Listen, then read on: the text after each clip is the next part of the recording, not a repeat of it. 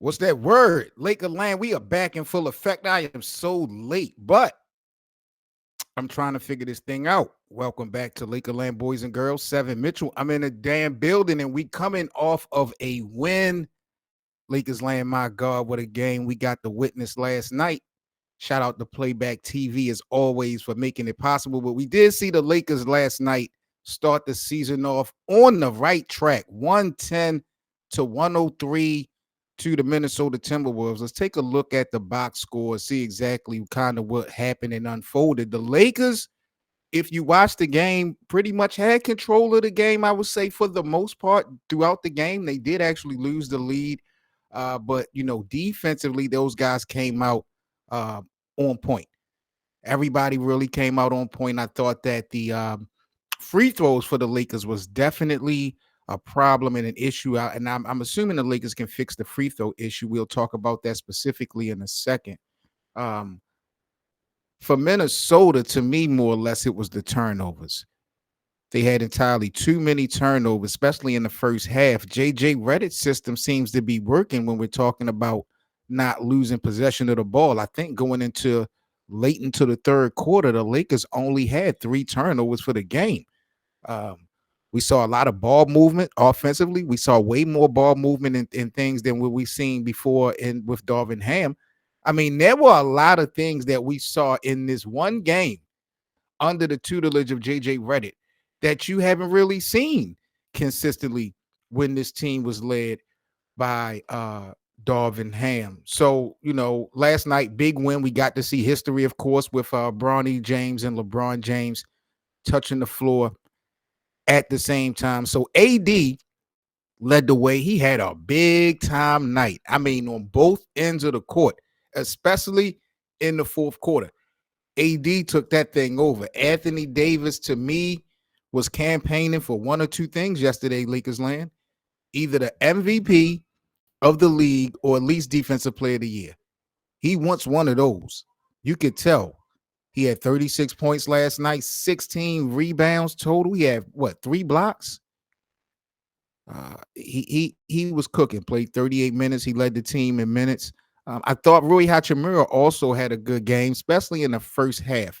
And that was kind of pivotal to me. He really helped create some distance for the Lakers, some comfortability. And that was important because JJ Redick had alluded all preseason how he wanted to focus on his team being a better offensive rebounding team. I think Austin Reeves might have actually led the Lakers in offensive rebounds. I think he had like 3 or 4. But JJ has always alluded to wanting Rui Hachimura to step it up. And I feel like Rui last night in a big way played very well. He was a plus 19. He played 35 minutes, 50% from the field. He was only 1 of 4 from the three-point line. The Lakers, those starters kind of struggle from the three-point line, especially D'Angelo Russell. We're going to get into Dlo in a second, but, LeBron finished with 16 points. Austin Reeves had 12. It was a good night for our team. Like I said, we had our little moments, but overall, I thought it was pretty decent. My concern with the regular season, especially right now for the Lakers, is just the bench, the second unit by default. If the Lakers were to go down, who do we have coming off the bench that's going to be able to help bring us back or help sustain a lead? When I look at it, it seems to me Dalton Connect, for what it's worth, skill set wise, may be the best player coming off of the bench for the Lakers. And I like Dalton Connect, but it doesn't feel good knowing that a rookie is the best player as far as skill set go and availability go coming off of the bench. But Dalton played pretty well yesterday. He didn't get as many minutes as I expected him to get, but he did capitalize on his moments. It was just overall a pretty decent situation. As you can see, he ended last night. He had 16 minutes. I thought he was going to play at least 20 to 25, but he had 5 points on the night. What else? He had 1 rebound, 2 assists. He had 1 steal. He did turn the ball over once, but he was active. Gabe Vincent, he's back at it. He played for 17 minutes. He only scored 2 points. Him and Max Christie. We're looking for a little bit more production from those guys, but All in all, man, it was a pretty good night, pretty history making night. Like I said, Bronny James and LeBron uh, touched the floor. So, yeah, man, I was really impressed with the team overall. Played really big just to start this season off. And when is the next game for the Lakers? Let me take a look. Do remember to subscribe here and follow our playback room here on Lakers Land as we do our free VIP watch parties for all of our Lakers games. Make sure y'all tapping in with us. So Friday night is the next game to at home versus the Phoenix Suns, LeBron and KD. That's going to be 10 o'clock p.m. Eastern. So we'll be live in full effect on Friday. And matter of fact, we actually got a back-to-back. The Lakers are playing Phoenix and the Sacramento Kings back-to-back. These are two division rivals. Both games are at home before the Lakers go on a pretty interesting road trip. LA go to Phoenix, Cleveland, Toronto, Detroit, and then Memphis before coming back home in November. So the Lakers got a nice little hill to climb, but like I said, they got off on the right track yesterday, and our roster is not even at full capability. We still got Christian Wood out, we still got Vando out. Cam Reddish, he was available, but he didn't. The Cam, I don't think Cam got any minutes at all for whatever reason.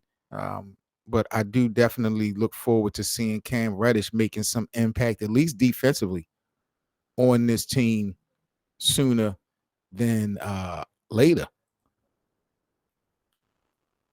But yeah, I was really impressed with what I saw last night. I'm just excited, Lakers land. Y'all know how we coming, man, and how long it's been since we've been able to really lock in and get some NBA action, some that really counted.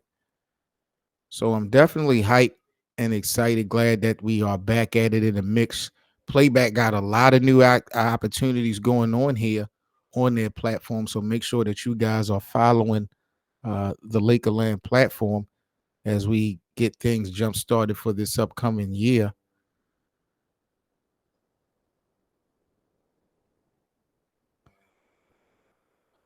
But yeah, man, that's pretty much what I want to do. Is we're going to have all the games live here on playback. Then I'm going to do a quick rapid fire recap over on YouTube after the game is over. And then in the morning, the following morning, I'll do a full recap show here on playback. We'll talk about the game the night before. We'll talk about all the storylines that happened overnight. And of course, we'll get into whatever's going on with the Lakers in the latest NBA news. And then, of course, we got to bring our Lakers haters segment. We got a lot of people on YouTube that make a lot of hate videos when it comes to the Lakers. Y'all know how we do, and we exposing them. Next up is Kwame Brown. Kwame Brown is definitely on my radar because he had a lot of slick shit to say about Bronny James. So make sure that you guys are locked in here on the Lakers Land platform as we get at Kwame Brown in our YouTube hater segment on our show tomorrow for sure. But I did want to come out again. I was supposed to do this recap this morning.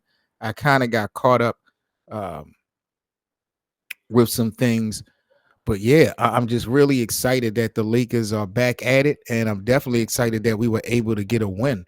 Um, as far as who, Anthony Davis to me was the best player, um, did his thing. But Rui to me was the most impressive.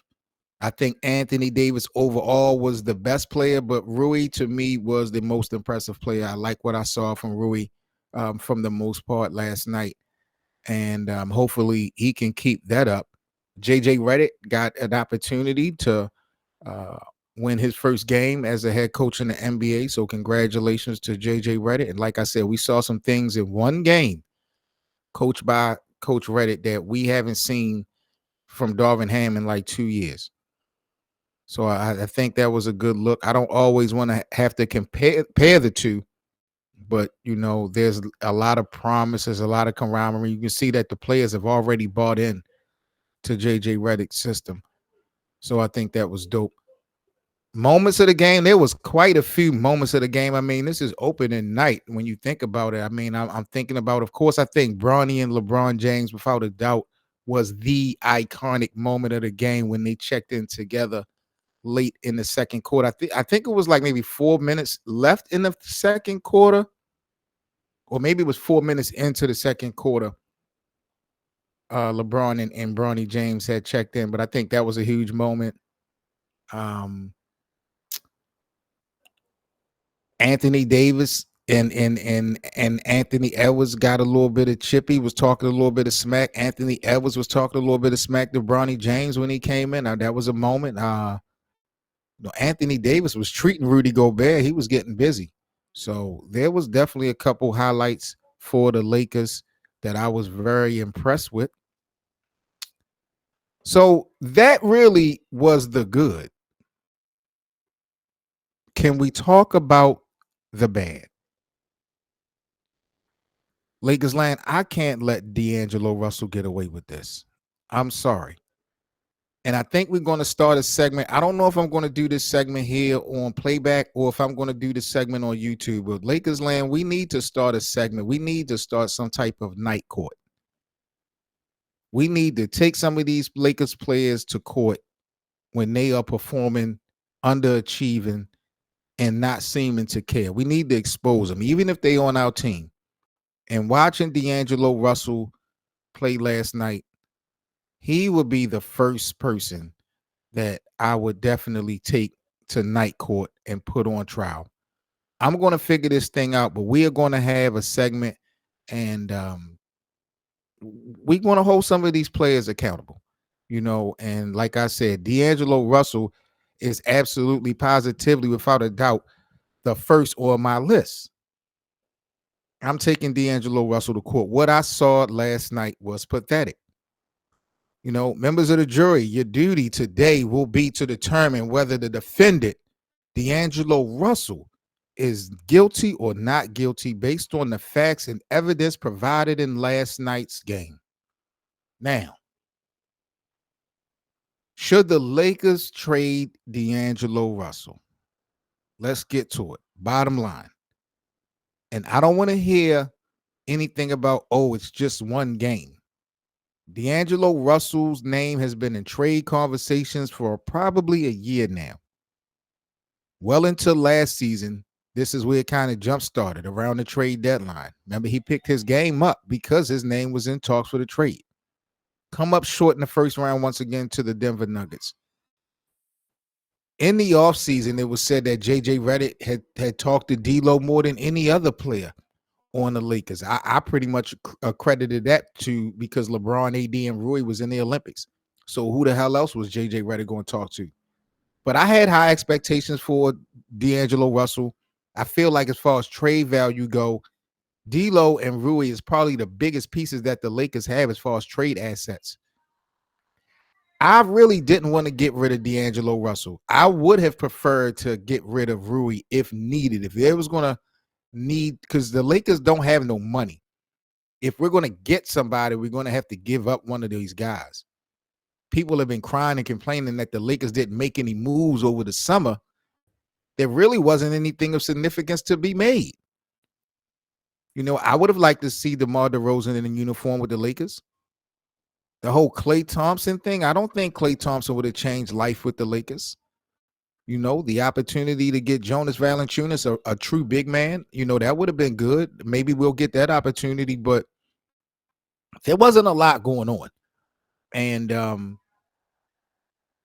I just feel like every time the Lakers rush things, we wind up sabotaging ourselves. So that's where I really end and stand with that. But I can't wait till Friday. LeBron, the Lakers versus KD and the Phoenix Suns. They played each other in the preseason, but this one is going to count. So I'm definitely excited. But D'Lo, you got to do better, G. D'Lo got to do better. There's no question. D'Angelo Russell got to do better. But I'm going to figure it out, Lakers land. We're going to come up with a segment. We're going to hold our guys accountable.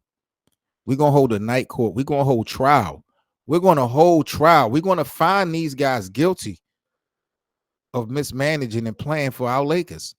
We not having it. We are on the hunt for Title 18. No excuses. None. All right, Lakers land. I am about to sign off, man. Again, and my apologies because I was supposed to get this out the way early this morning, but I forgot. But I didn't want to leave you guys without being on your radar. So appreciate you guys tapping in with me for these couple of minutes on the replay. Uh, do I want to check out? I think I'll save the Kwame Brown Lakers haters segment for tomorrow's show. Y'all know how I do, full show in the morning. So I'll catch you guys in the AM. We'll talk more about what's going on with the Lakers, and we'll give our predictions for Friday night's game versus the Phoenix Suns. Locked in here on Lakers Land on Playback. I'm Seven Mitchell. You guys stay safe, and I'll catch you on the replay. Peace.